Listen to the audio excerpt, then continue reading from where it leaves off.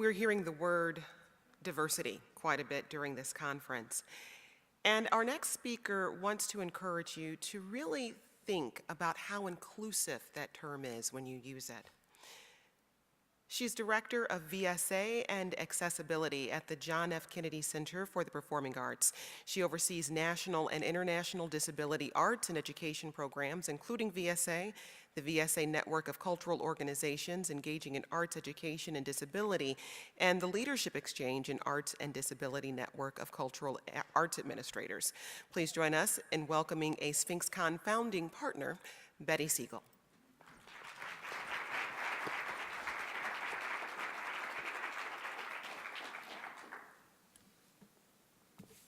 Good morning.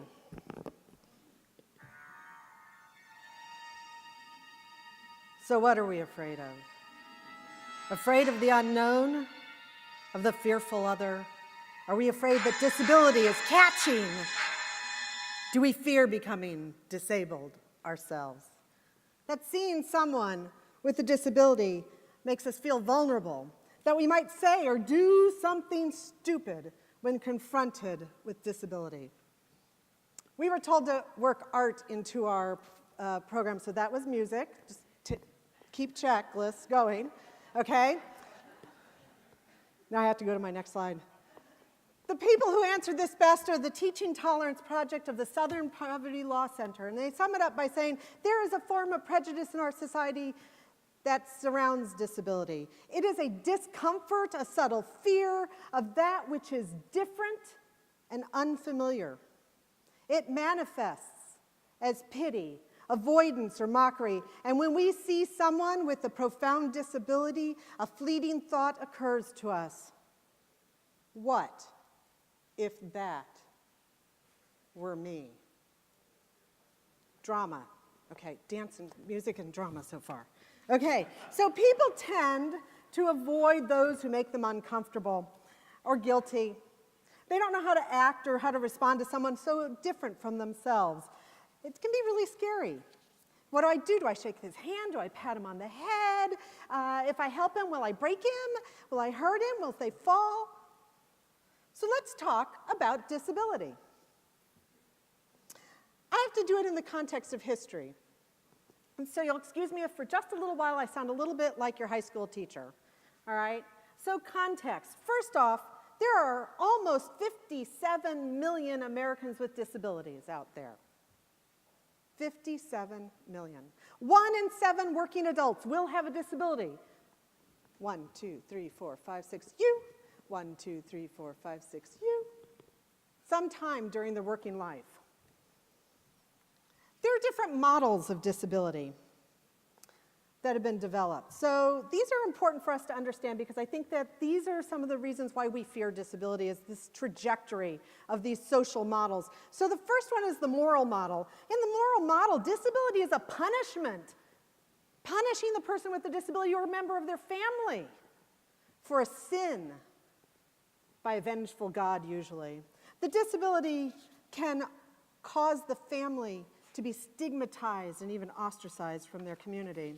The next model is the charity model. In this model, people with disabilities are seen as victims of circumstance, tragic figures, deserving of pity, and thus they're perceived as needing care, not capable of looking after themselves or managing their own affairs, and presumed not to be able to contribute to our society. The next model is what we call the medical model. This model views disability as a problem. And the problem resides in the individual with the disability. They have a physical or mental limitation that needs to be fixed. Like people can be broken. We think they need to be fixed. And it is the medical establishment that has the power to do that fixing, and thus the doctor is the decision maker, the one who knows best. The individual with the disability is passive, dependent, unable to make decisions on their own.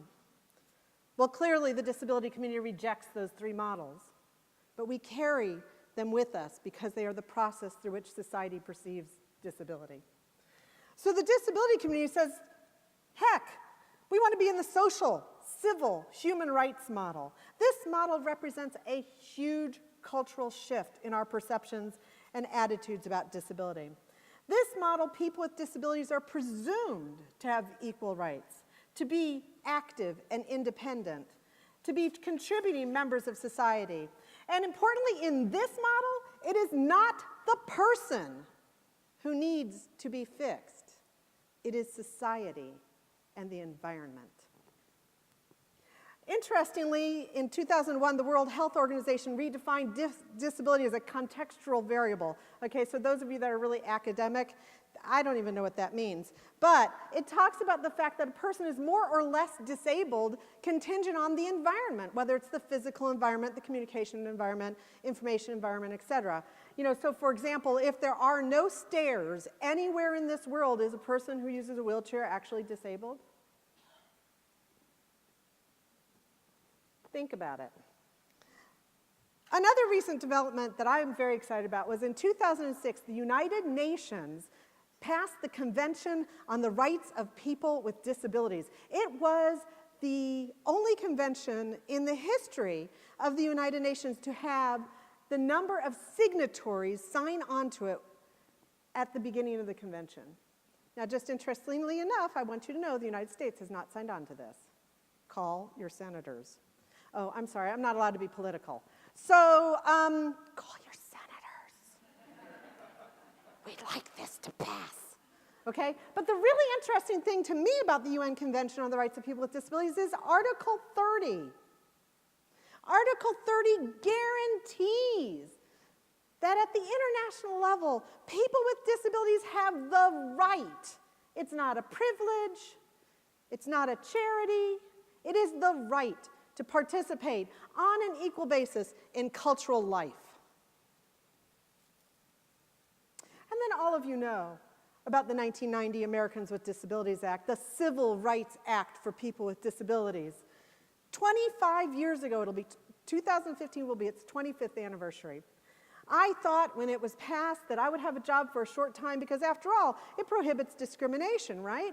And all it takes is a law being passed for discrimination to just go away. I'm still here, and I still have a job, unfortunately. So let's jump ahead to today. Actually, just to last week. A friend of mine sent me an interview that was online and suggested I check it out. It was an interview that appeared in the Theater Communication Guild's Diversity and Inclusion blog salon. It's a great interview about working with disability-specific theaters and about working with actors with disabilities. But what I reacted to in this blog, and the real reason why my friend sent it to me, because they like to see my face turn red and see me blow up, was a gentleman named Tim who responded to the interview with the following. Now, I've edited it slightly for brevity. If you wanted to see the whole thing, you can go online. But I'll read this to you. I would love to include performers with disabilities in my productions. However, at the most basic level, I doubt that I would get the fullness of performance out of an actor who cannot see me or his castmates or the set. Actors act with their whole bodies and all of their senses. I'm not saying it wouldn't work, but I think it would be a hell of a lot harder to work with an actor who is confined to a wheelchair than an able-bodied actor in a wheelchair. I'd be putting extra pressure and responsibility on everyone else, and I'm just not sure that's fair. I would never dismiss an actor for having a disability, but I don't see myself lowering my standards for quality of talent anytime soon. Okay, he went on. I'm thinking of an actor, Bob, who might use a wheelchair at times. If I cast Bob in a role that does not specify a wheelchair-bound character, my story doesn't make sense anymore, unless we address it. I'm not saying it wouldn't work. I'm saying it's really a difficult problem logistically and artistically. I'm glad this discussion is happening, but I would like to point out that not casting folks with disabilities is not a direct result of a bias or just being a big jerk. It's a more complicated issue. So I wanted to share my response with you, but first I just want you to think, if you haven't already, about what this means when you substitute the words person of color or women for the terms disability and wheelchair user. So my response, and I'll read it to you. No one is asking you to lower your standards, certainly not the disability community, but we would like you to address your ignorance. Let's take this opportunity to be deliberate, intentional, and thoughtful about human diversity and the value that it brings to the arts. Your response that any actor with a disability is an onerous burden on you and others in your company, and that they are less capable and less talented, are two of the perspectives frequently found amongst people who lack experience and who fear the unknown other. It comes from being unfamiliar with the diversity and range of abilities to be found in people with disabilities. I suggest you look around you. 1 in 5 individuals in the United States is a person with a disability. Statistically, you're already working with someone with a disability. It's just that they don't conform to your preconceived and onerous notion and stereotype. Yes, this is a complicated issue, just as complicated as in the 60s, 70s, 80s, and 90s, and possibly today, when the same excuses you used were justified to not hire people of color and women. Thank goodness, some members of the theatrical and cultural community, I suspect many of you sitting here, thank goodness they were not deterred and took on these tough and complex issues, giving the arts social relevance, deeper artistic impact, and meaning. Working with and integrating actors and performers with disabilities is no less nor no more complex than those other deep and difficult questions still being debated and discussed around casting and diversity today. I am heartened, however, because when I look around today, I see that there are more examples of institutions featuring the work of performers with disabilities and more directors casting actors with disabilities. I see more actors with disabilities pursuing careers.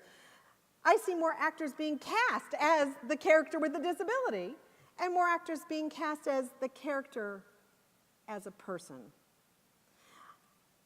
I see disability being portrayed as life on our stages in TV and film. And a few examples are up here on the screen. Switched at Birth with Katie Leclerc, who's deaf.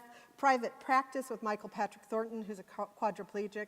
Glee with Lauren Potter, who has Down syndrome. Cirque du Soleil has a performer named Durgan Tukmak, who has polio. The Kennedy Center has long featured amazing artists with disabilities in such venues as the Millennium Stage. Search the archives for the performances. I can't play them for you today. They're too long and they're too wonderful to give you just a snippet. And look for Homer Avila, Justin Coughlin, Adrian Antoine, who I hope you'll hear later today, Blue Eyed Soul Dance Company, Lisa Buffuno, Lisa Thorson, Blessing Offer, Lynn Manning, Peter Cook, Mario Hernandez.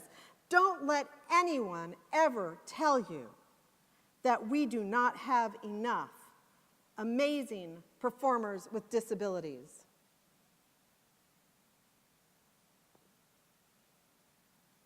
So, what can we do? Well, I think I'm very proud of the Kennedy Center for putting artists with disabilities on our stage on a regular basis. It is part of our commitment to our community. I'm also really proud, and I need to let you know, and so this is not a secret. Next week, my office will be releasing 8 RFPs. We are putting $1.5 million out to the community in order for you guys to execute arts and education programs for students K through 12 with disabilities in music, theater, and the visual arts. Look for them next week. They should be posted by Friday on the Kennedy Center website. We still have a long way to go. It takes thoughtfulness and it takes intentionality, and realistically, I believe that it takes us in the theater and in the arts to show the world that what our community actually looks like. I have 1 minute, so I'm going to tell you this quick story. I believe in changing the world, in case you couldn't tell. Eliminating the fear around disability is not going to happen overnight. And valuing the contributions of artists with disabilities for their perspective is something that we have to nurture, and that means we're going to have to get comfortable with change. We have to change our attitudes and perspectives, and we have to change the attitudes and perspectives of the people that we work with. But I believe in change. What was not possible before becomes possible now, so I leave you with this picture. Star Trek. So this is a story I heard. I don't know if it's true, but there was this guy who, back when Star Trek was first being shown on television, wrote a letter to the directors, and he said to them, how did you do it? How did you make the doors open by themselves? Because you all remember what happens, you know, on every Star Trek episode, Kirk and Spock are sitting on the bridge, and all of a sudden, the intercom thingy comes on, and it's Scotty. Captain, I do a terrible Scottish accent. The warp core, it's about to explode. And so Spock and Kirk, they jump up and they run to the back of the bridge, and they don't touch anything, right? And the elevator doors open, right? And they run on, and the elevator doors close behind them. They haven't touched anything. Self-actuating doors. Well, this guy wanted to know how they did that. And the designers and the directors of Star Trek, they're like, well, okay. So they write him back a letter, and they say, well, you know, we have these two guys named Joe and Fred, and when they run over towards the elevator, they go whoosh, whoosh, whoosh, and open and close the doors so that Spock and Kirk can run through. So the point here is that in 1969, that's when this first showed, we were landing on the moon. And we did not have self-actuating doors. But today, we do. Think about every day you walk to the grocery store. What's there? Think about your everyday life. Self-actuating doors. And so what this story means to me is that change can happen. It only took 40 years. But the same is true of accessibility and inclusion of people with disabilities in the arts. What is inconceivable for some today, like my friend Tim, can change tomorrow with our help in changing awareness, perceptions, and attitudes about disability. Thank you.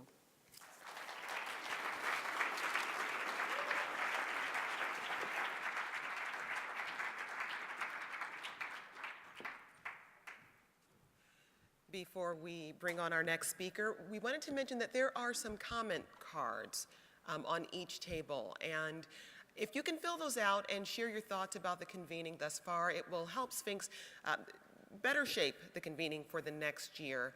Get some feedback from you. That would be very useful. If you follow the news, you've likely come across the term food desert. These are communities that don't have access to affordable or quality fresh food. But there are also communities that are arts and culture deserts. Our next speaker believes arts and culture can be used to engage and empower those communities. He's the program director for the National Guild for Community Arts Education based in New York City. Prior to joining the Guild in 2012, he worked as an artist and arts educator in New York. He has over a decade of experience in youth development, arts education, and community engagement. Please welcome a SphinxCon founding partner, James C. Horton.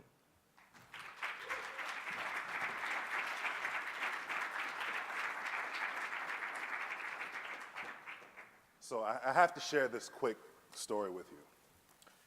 As I walked around the hotel yesterday, you know, I noticed this is an interesting group of folks. We got the Nation of Islam here for Savior's Day. We have a tattoo convention happening. And then we have these little girls here who are performing.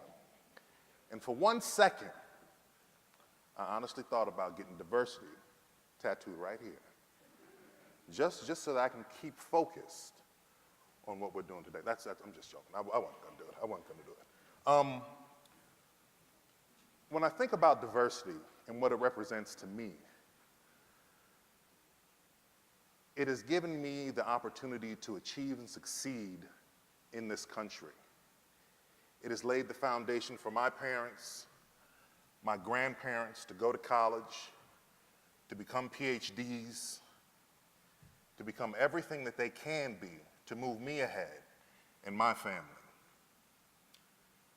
And then I had to remind myself at some point I represented that diversity, be it an organization that I joined, a profession that I had, a group that I was a part of. But what does diversity mean in the context of social development and arts enrichment in the community? Like many of you here, I live this work. It has become a part of me, shaping my perception of the world just as much as my eyes and my hands. But let's talk about developing communities. Let's talk a little bit about Star Trek. Betty just mentioned that, by the way.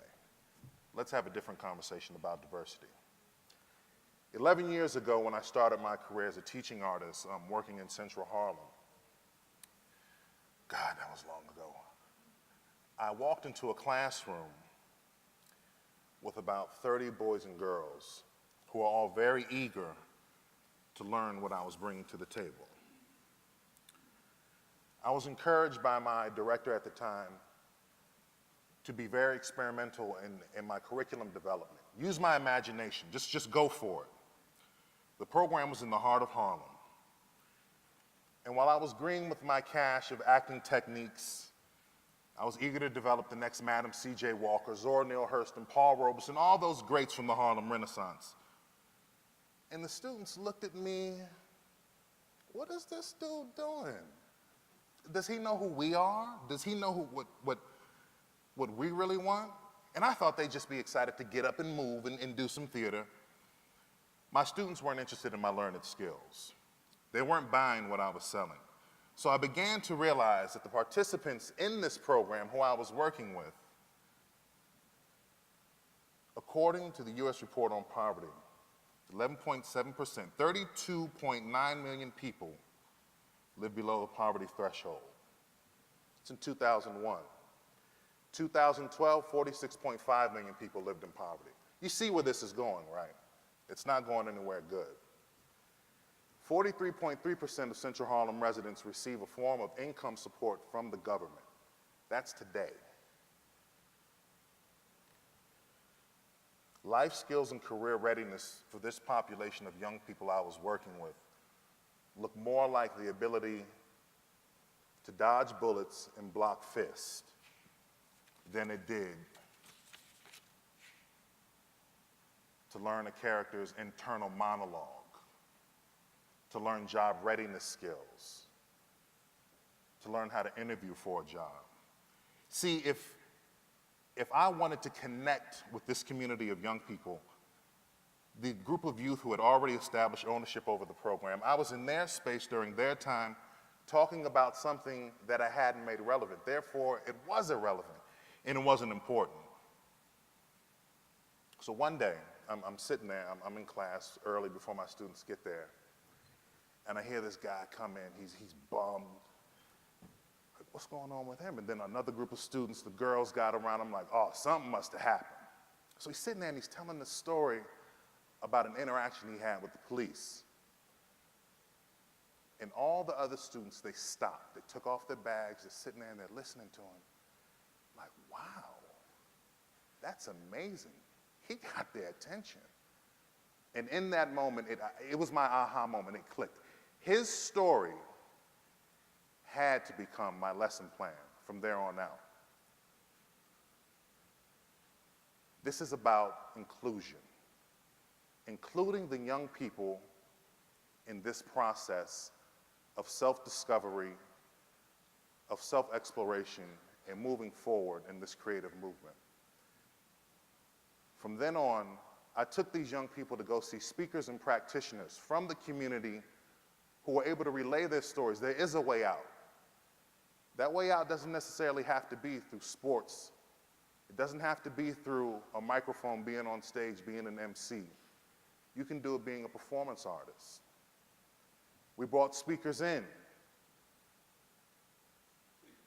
We went to exposures, the Guggenheim, artist openings, gallery openings, about inclusion. There is a place for you here. You don't have to be that person who plays the back. You belong. And then we reflected on what was happening. So the students are now thinking about, I might be able to do this, but I hadn't built that confidence up in them yet. And they hadn't gotten that confidence in themselves. So here I was, a black man working in Harlem with students of color in our community, and I was the outsider. It's really interesting to me, the places that you find separation. It's just so unexpected. And I had to connect this to what we were doing. See, diversity is not a destination or an end goal. It's a journey. And as artists and arts educators and administrators, it has to be intentional. Listen, the USS Enterprise could not have boldly gone where no man has gone before without Spock, Uhura, Sulu, and Captain Kirk. By 2009, I had the opportunity to direct my own program, very similar to the one I started off in my beloved Harlem, but Harlem had changed drastically. Gentrification, we see it happening all over these urban communities, in Detroit especially. I was charged with recruiting over 400 young people for a program that had previously served 70 youth, putting together a single-stop service program, social service program, recruiting for an adults learning community, and implementing a wellness project to help with the obesity problem in this urban environment. All this had to be done within a year's time. And I looked around and I said, there's no way in hell that we as a staff are going to be able to do this by ourselves. We have to get out and do this. This is not something that's going to happen being driven by us. This is a community effort. So we got out, we went to churches, community board meetings. We partnered with schools, parents, and more parents. The more parents that we can get involved, the better this was. We talked to gardeners in vacant lots. We talked to small business owners.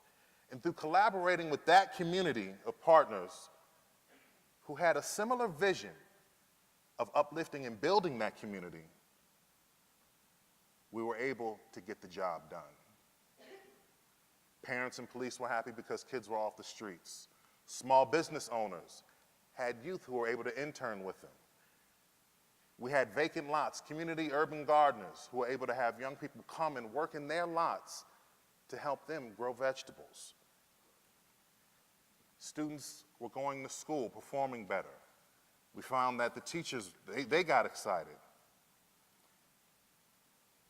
Through our adult learning program, we were able to get grandma and grandpa to do online bill pay, and yeah, we got them on Facebook too so they can connect with their grandkids and their kids. This was a collaborative effort to transform this community into a sustainable resource. And never once did we mention the D word. We did it by bringing people together with different experiences, different stories, and expertise to address a common issue. The National Guild for Community Arts Education serves 435+ multidisciplinary organizations. At the Guild, we're designing strategies to create equitable access to arts education and building a culture of continuous improvement in our member organizations and the communities they serve.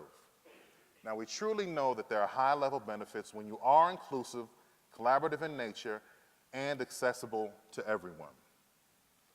This idea of collective impact is something that we at the Guild really, it just makes sense. It's bringing people together from different sectors to work toward a common goal, to fix a complex social problem.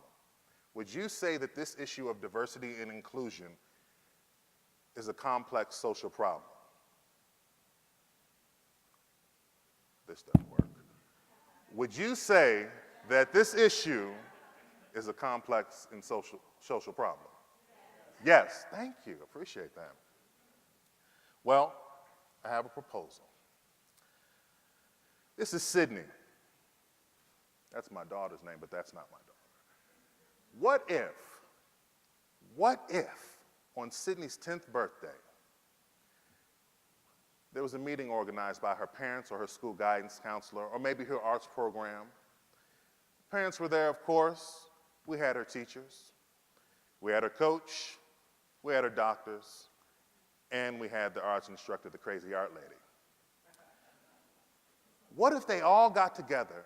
And maybe it's 10 minutes, maybe it's 5, and maybe it's a virtual meeting. And they just talked about Sydney and what she needed to be successful. Now, this model already exists when you look at social service programs. But that doesn't happen until it's too late or until there's a problem. This also exists in the name of an intervention, What if we led with this play, which is all-inclusive? And again, Sydney's learning how to be diverse. She's learning what inclusion looks like through what we're doing. Last month, I was out in LA for a meeting that we had, and I had the opportunity to visit the Watts Arts Center. And I met with their director, Rosie Lee Hooks. She is fiery. Woo! Love Rosie. And Rosie's showing me around the campus, and we're walking around, and she's talking to me about the programs that they have and all the different people they're working with. And I'm sitting there, and I'm like, wow, Rosie, you know what you're doing here? This is collective impact. This is collaborative effort. And Rosie looked at me, and she said, oh, yeah, this is the way we work. This is the only way that will work. Which, another aha moment. Of course it is, Rosie, because this is what makes sense, to bring everybody on board in your community to make the community better. Again, the idea of collective impact working toward diversity. What does this model look like? So usually, through the idea of collective impact, there's 5 conditions that need to exist for it to be considered as such. A common agenda. So what are we working towards? Mutually reinforcing activities. So they don't have to be the same, but they have to complement each other to work toward that common agenda. A shared measurement system. What if we were able to quantify diversity? And not in terms of, I have this many people of African American descent on my staff, I have this many Latinos, but what if we could actually say, if I get this group of people over here to work with me, I can do this. If I get this group of people over here, I can do this. So that shared measurement system, we're looking at data now to drive how we're going to develop this program.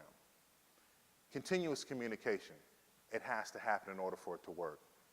And then a backbone organization. Who are we going to build this type of program, this collective impact structure around? That scaffolding is very important, those layers.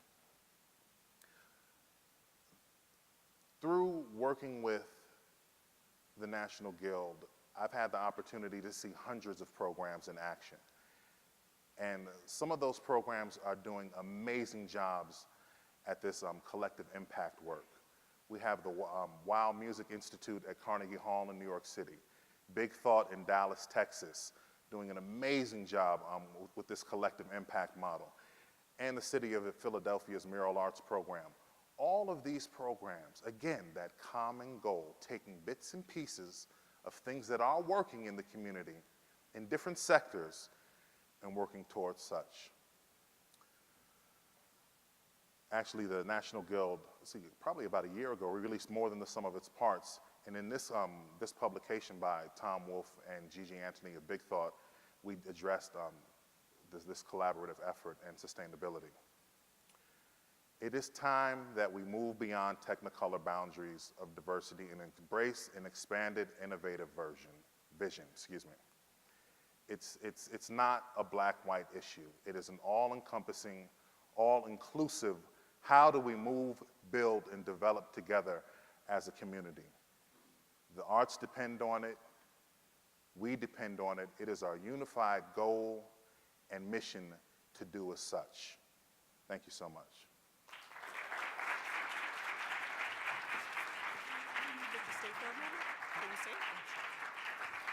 We have time for a couple of follow-up questions, and I wanted to ask you, as you're building these coalitions across sectors, what are some key ways you identify allies in those sectors or create allies? Absolutely, absolutely. So one thing that I found that's quintessential is that you have to have a very clear mission.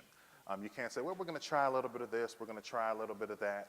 But if you're working toward, okay, we're going to build this community, one thing we want to address is violence. So who are you going to collaborate with in addressing violence in the community? It may be school officials, it may be the police department, and that's your partnership over there. If you want to address a wellness project in terms of community health, then you're talking to urban gardeners. You may even partner with a local grocery store. I remember we did one collaboration with Whole Foods. And it was amazing. The kids are talking about, I'm eating healthy. And we had a culinary program where the kids are They're making quinoa and they're making kale salad. I didn't know this tasted good. It was beautiful. But it's being very specific in who you partner with and being able to focus those efforts accordingly. Sometimes, if you're doing this work, you may come across different sectors where there's some bad blood, and there has to be some bridge building or some repairs to those bridges. Absolutely. How do you address that? I think that's when you get into, you hire people, and when you have a diverse staff and a diverse group of people, I think Star Trek is the greatest analogy of something like this. The Klingons don't get along with the Federation, but they have Worf. So Worf goes in and he speaks Klingon, and he talks to the Klingons and is able to bridge that. So it's able to have those cells in place. I know it's a little crazy, right? But it's able to have those cells in place to address and communicate with those different sectors and those different types of folks. I'm a Trekkie. I just have to say, having Star Trek in 2 talks this morning is just my idea of heaven. So you're talking about Worf and Klingon. I'm like, yes, no, that makes sense. He had some problems with the Klingons too, but then he was able to. So yeah. Finally, it's been my experience that it can be difficult to maintain momentum. You get the ball rolling. Different people in different sectors have different agendas, or their focus can shift. Yep. How do you keep everyone moving in the same direction and keep that momentum going? Absolutely. So that is the importance of having that backbone organization. You have to have somebody who's going to drive this work. And it's not easy. It is not easy. In these programs that I talked about, it's been years in the making that they've had to do this. But that backbone organization and constant communication, even if it's just a hey, just I'm alive, we're doing, and that data and having benchmarking points of we're going to have this done by this date, this done by this date, it's hugely important. So I would say the backbone organization, having benchmarks and looking at the data, and then those constant lines of communication. Okay. James Horton, thank you Thank very you. much. So now we are heading into our first networking break. We will be back in this room at 11. And we want to encourage you to use this time to talk with one another, share some ideas, things that you've learned so far this morning. There is coffee in the networking room. I know someone said hallelujah. There's Starbucks, so that should have a nice little kick if you need a little extra jump start this morning. Also, if you're on the Google community page, there is a question posted there. We want you to share your thoughts, and those will be up on the screen in the networking room. And the question is, what are 2 components of a diverse arts organization or community? And that question comes from Xavier Verna this morning. So again, refreshments in the room next door, and we will meet back here at 11. Thanks.